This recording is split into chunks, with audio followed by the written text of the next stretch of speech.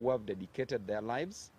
They have agreed, they want to toil and moil, and they will never sit on their hands to see Kenyans suffer. Today, we are here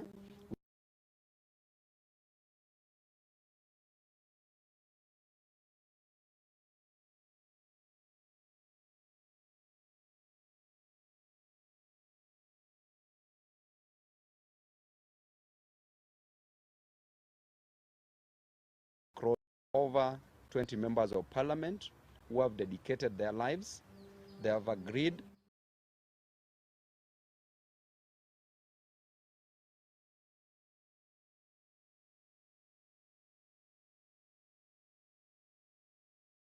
over 20 members of parliament who have dedicated their lives. They have agreed, they want to toil and moil, and they will never sit on their hands to see Kenyans suffer. Today, we are here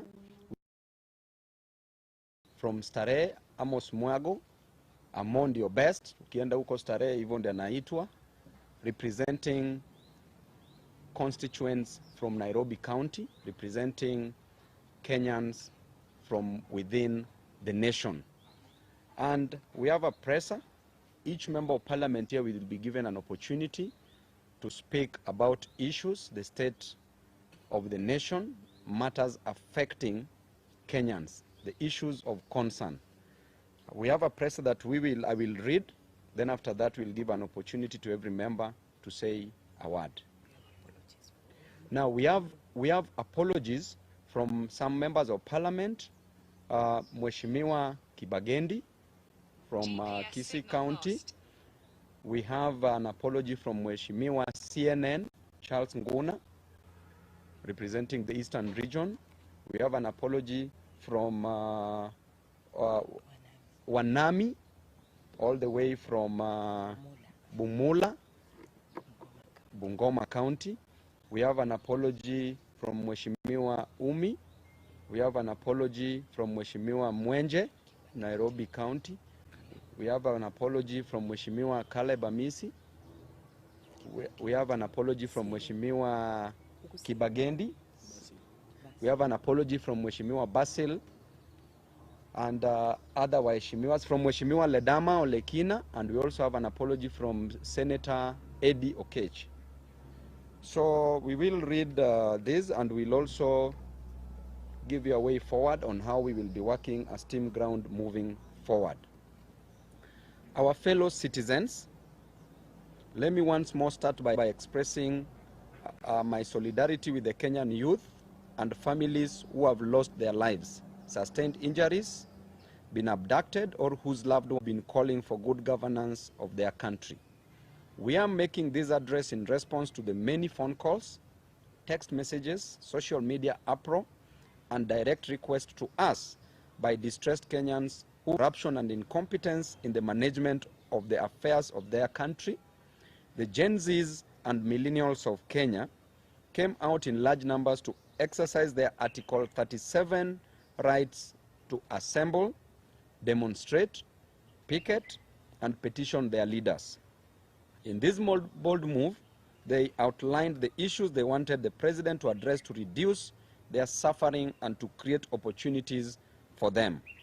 After withdrawing the draconian Finance Bill 2024 and dissolving his incompetent cabinet, President Ruto promised that he would engage in an open national dialogue to listen and get the issue at stake with young Kenyans before forming another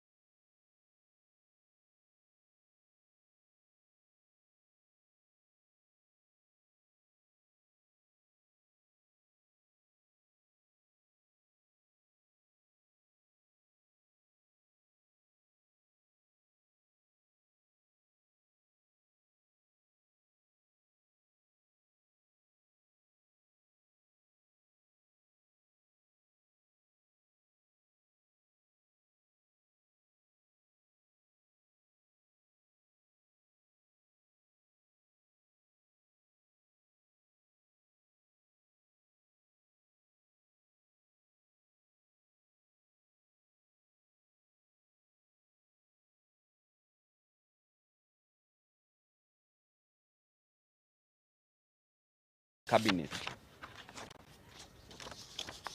But in a show of contempt to the young people, we saw the president announce and put in place a new cabinet without any consultation with the Gen Zs and millennials of this country. He has since held no dialogue or any engagement to ascertain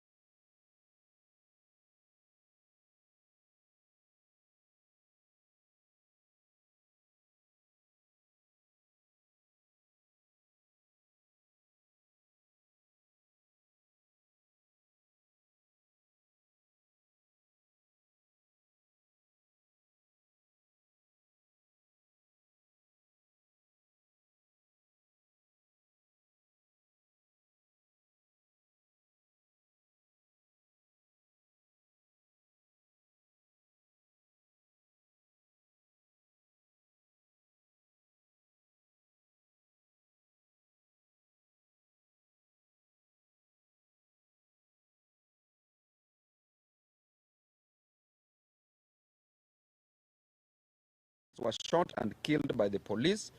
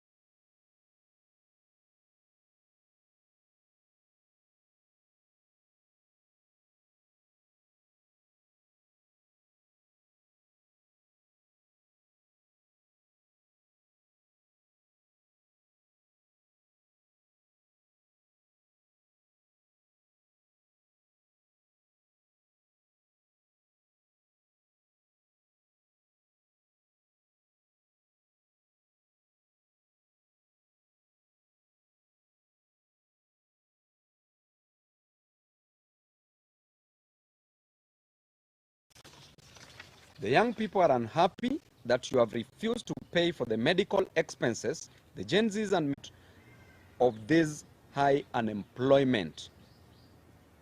Mr. President, the young people are asking you to take immediate action to lower the high cost of living that is driving them crazy. The young people of Kenya are asking that you show them the reforms you are proposing to address corruption and looting of government resources by people who are under your direct supervision. They are asking that you show them the reforms you are undertaking to improve the competence and quality of your bureaucracy to enable the government to be responsive in service delivery and development. Mr. President, it is a matter of just a few months and another finance bill 2025 will be facing Kenyans again. The young people of Kenya are worried that on March 2025 will find them with no change at all, and they will be forced back to the streets to protest poor governance and poor policies and to reject the finance bill 2025. As a youthful leader in this country, together with other youthful leaders and other leaders, we want to appeal to you in a special way that you take your time off the top of your vehicles and sit down with your top advisors, including your new cabinet, and review and change the bad policies that your administration unleashed on Kenyans for the last 2 financial years. Kindly consider the welfare of the children of this country. Please engage the youth in this country and show them that you care for them. Take practical steps to demonstrate that you have the interests of the youth of Kenya at heart before you revert to your default mode of stating in public things that you don't mean and you don't intend. Mr. President, walk the talk. Swing, don't sing. As a Christian, we say you do not do what you say in order to restore the vital trust that should exist between the people and their government. We want to remind you of the words of J.F. Kennedy, that those who make peaceful revolutions impossible make violent revolutions inevitable. Do not tempt the young people of Kenya too much. They have given you a break to reassess your priorities and get things right. They are shocked that you can't get anything right. And lastly, I want to say that should you fail to deliver to Kenyans, there's only one person that I know that will be easily defeated in 2027. Defeating you, Mr. Ruto, in 2027 will be easier than reciting vowels. Any living thing that is capable of locomoting or moving from one place to the other will defeat you in 2027. Even if you take a goat and dress the goat and put it on the ballot, will defeat you in 2027. Thank you and God bless you. Let me take this opportunity to give Mheshimiwa Mudhoni. Sorry, Gadoni. I'm used to my wife's name. She's called Mudhoni. Gadoni Wamucoba to address you. I'm happy to hear I'm in good books. I'm in good books in your house. You're in my heart. Thank you very much, my colleague and friend, Honorable Babu Owino. Mine is to just add weight to what statement we have issued as Team Ground. And I want to be a little bit more assertive on matters life. You all know that we have had very many conflicting reports coming through on how many young people who are protesting in the streets were abducted, how many were killed, how many are still missing, how many cases have been processed by IPOA, and I'm sure you know that no agency is giving us information that is matching with the other. We have had engagement with Kenya National Commission on Human Rights, and we have their report here. And the report that this agency is giving us is that they have registered 61 people, young people who protested and died. And their bodies have been located in many mortuaries in this country, ranging from Narok, Nakuru, City Mortuary, Nairobi, Kakamega, Eldoret, Isebania, Thika, Nanyuki, Eldoret, Kapsabet, Rongo, Kasarani, Embu, Homa Bay, Kisumu, Nyeri PGH, Nyahururu Hospital, Bungoma County Hospital, Kakamega Hospital, Kitengela, Kenyatta National Hospital Mortuary, and Mlolongo, and Kiambu Uplands Funeral Home. Now, according to Kenya National Commission on Human Rights, these people died out of excesses of the Kenyan Police Service. The IPOA, the statutory body that is supposed to be oversighting the activities of the Kenya National Police Service, have indicated that they have picked up their own investigations. And according to them, they only have registered 50 people who died, not 61 that we have received from Kenya National Commission on Human Rights. And out of the 50 cases IPOA has registered, they have also registered 19 people who were abducted or reported abducted and missing. But out of all those cases, IPOA has only been able to process 4 files and submitted those files to the DPP. Out of the 4 files, 3 were returned to them because they were not done properly and there was no evidence. They have only been able to successfully submit 1 file. Now, this is my concern and our concern as parents, and I'm sure this is a concern even for many parents who are following us. It It cannot be that a country that is governed by the rule of law, over 61 people dead, and only one case can be accounted for. Yet we have seen 2 foreigners missing somewhere in the boundaries between Kenya and Ethiopia. And we have seen the IG and the acting IG and the DCI personally go to that area to locate 2 foreigners who are apparently missing. But we cannot locate the 19 cases IPOA has registered as abducted cases. Does it mean that foreigners are more important than Kenyans? Are we still being governed by the rule of law? Are we still following the fundamentals of human rights protection as enshrined by the Kenyan Constitution? So for me as a mother, representing many mothers and many fathers of this country, we want to echo our complaint, our dissatisfaction with the processes that the government of Kenya has put in place to provide accountability for the protesters who were abducted and those that were killed. The president is on record saying that his government is going to come up with a program for compensation, to compensate the families that lost their loved ones, to compensate the families of those that have patients in the wards and some patients at home. And we have not seen any effort by the government to even come out and tell us, now that this has happened and 2 months are gone, this is what we are going to do as a government. So we want to call upon the new Minister of Health, who has just been sworn in. We want to call upon the Ministry of Interior, now that we have the cabinet minister already approved and vetted and sworn in. You must come out and tell Kenyans how you are going to start off the process of compensation, taking care of those that are still in hospitals, and making sure that their rights are not violated and their dignity has been upheld. On matters to do with education, funding for universities and colleges, as a member of parliament, I have received a lot of messages from the young people. They feel like the government of Kenya has abandoned the young people. There is no straight communication coming from the government on how the new funding model is going to salvage the lives of so many young people who are stranded in homes, expected to report to colleges and universities.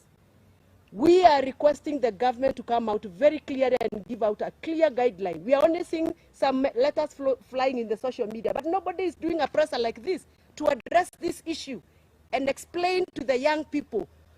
You cannot treat young people like they are second-class citizens of this country.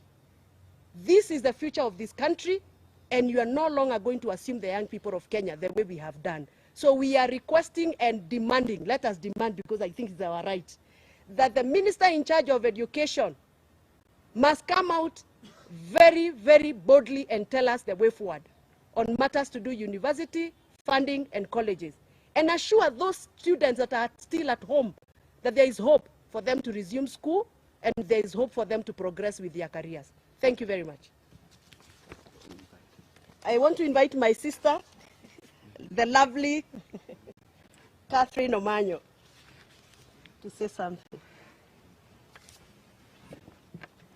Mimi nitaongea Kiswahili. Juu kila mtu anabonga hapa Kimombo. Nataka kuelezea wananchi wa Kenya kwamba hatukuangukia mkono mzuri kupata president kama Ruto. Hapa awali amekuwa busy anarandaranda Tokyo, Japan, sijui Japan ndio wapi, Tokyo ni wapi. Kila saa ako kwa hewa. I think hiyo ndio adventure anapenda, hobby. Ilikuwa inaitwa hobby tukisoma at what are your hobbies.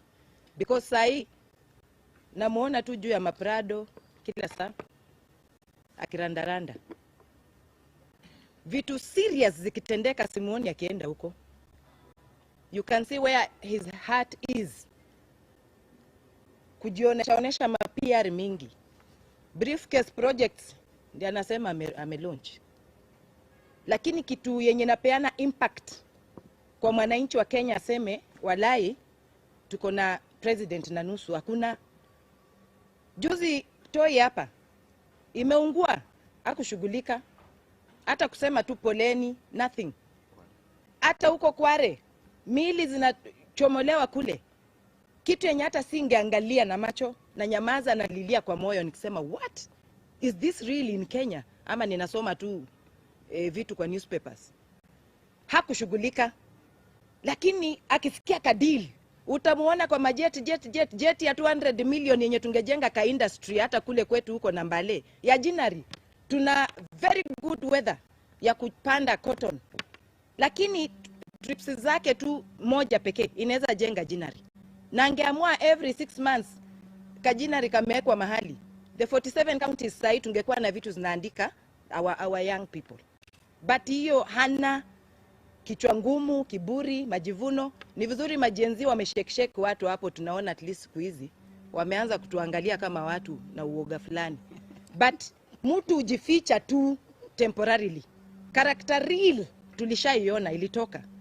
So ni jukumu letu sisi wenye tuko kivyetu, wenye walielektiwa, wenye pia walitu elect, kuhakikisha that we do not even one moment get duped, because that is how we get duped, that now things are working and then before you know it you're dumped. Just like a sly man, he can tell you are the only fish in Lake Victoria. If you are a fool, you'll believe. So this is Ruto. We are not going to listen to the narratives again, and we will not relent. I'm so happy that as you listen, even in the corridors, in parliament, how people, the real them when they talk, that president is on his own. Even people who are getting there, that they are going to help, they know very well that that ship is sinking.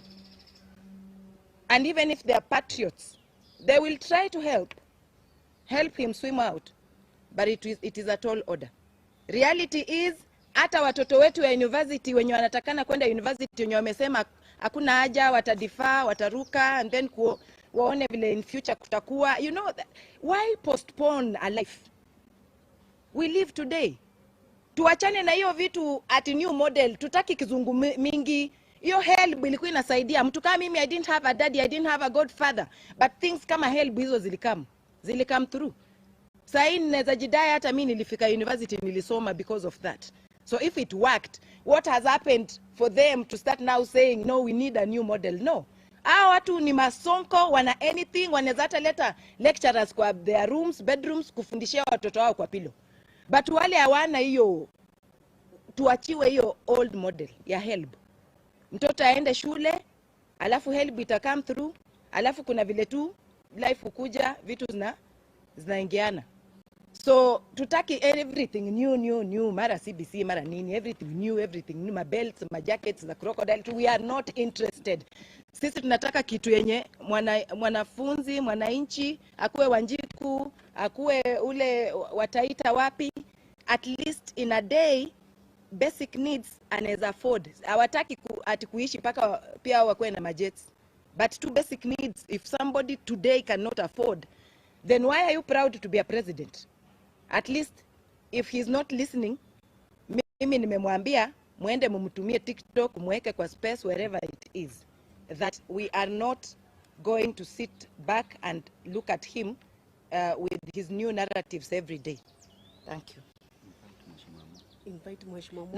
Na invite last born hapa, Mheshimiwa Mwago. Our last born.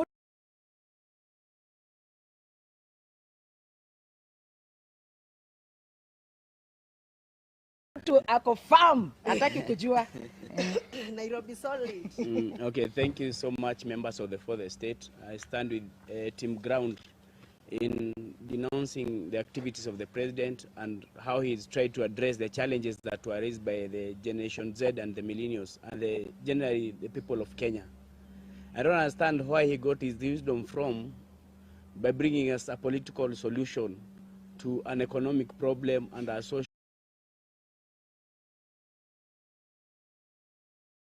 justice problem. The Gen-Zs were not on the streets to have a new cabinet or a new set of cabinet CSS. The Gen Zs put out their issues clearly, but he failed by a mile. He missed by a mile by what he provided